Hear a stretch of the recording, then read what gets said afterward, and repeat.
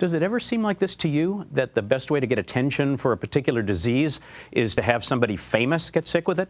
Somebody famous, an actor, a politician, or somebody related to somebody famous.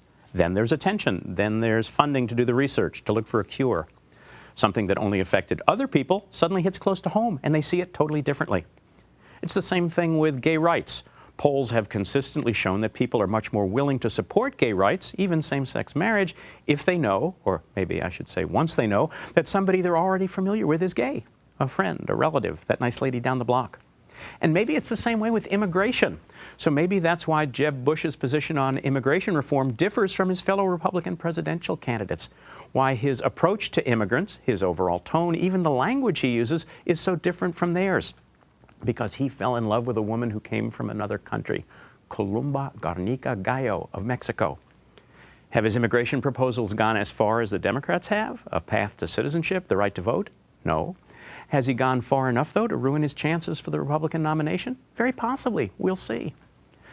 There's a fascinating debate going on right now in GOP circles. Who can be an American? Who should be a Republican? On one side, Jeb Bush, who recognizes America's evolving identity, more immigrants from more parts of the world, and who says the party should accept it, even embrace it, because it's the right thing to do and because it's the only way for the party to survive. And on the other side, the party's base, old white guys afraid of how the country's changing, and the candidates who pander to those fears. Jeb Bush says we have to reach out to people who are different from us. He's the one using Spanish in his speeches. People like Scott Walker say, no, we don't. We can get even more votes from old white guys.